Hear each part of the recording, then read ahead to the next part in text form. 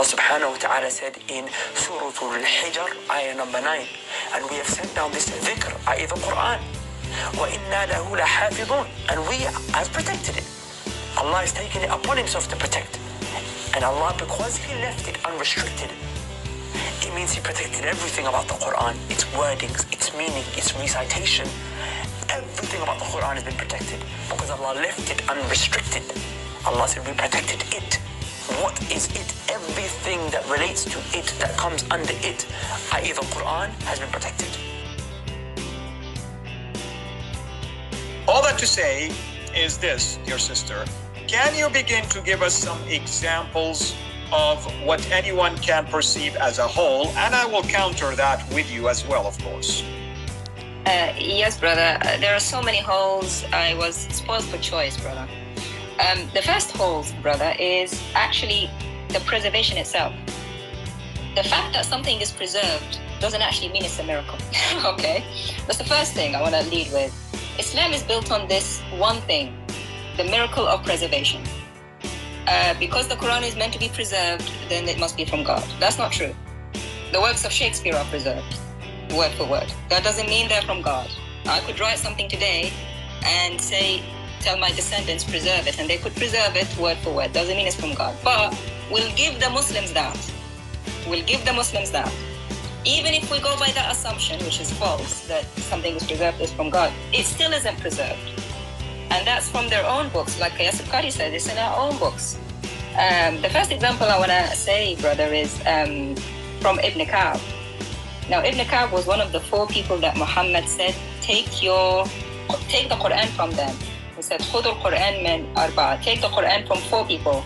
Ibn Mas'ud, Ubay ibn Ka'b, Mu'adh ibn Jabal, and Salim Mawla Abi Hadith. 4 people. And that's from, you can find that all over the Hadith collection. Sahih al-Jama says that, authenticates this from Muhammad. So Ubay ibn Ka'b himself said, how do you read Surah Al-Ahzab? He said to somebody. How do you read Surah 33? And how do you count it? It was said to him 73 verses. He said never. He said never. I saw it and it is equal to Surah Al-Baqarah, which is 286 verses. By the way, brother, Muslims only have 73 verses.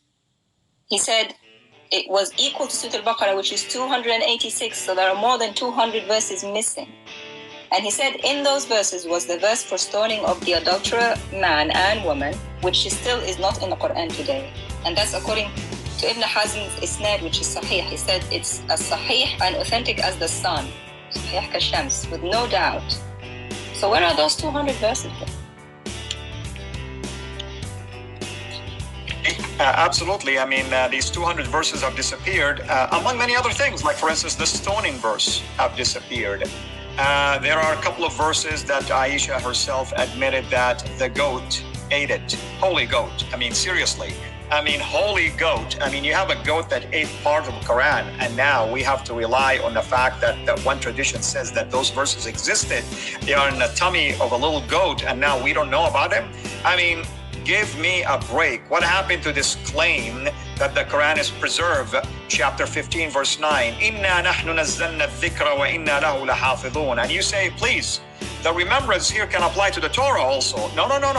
I assure you it does apply to the Torah, because in chapter 21, verse 105, it says the exact same thing about the Torah.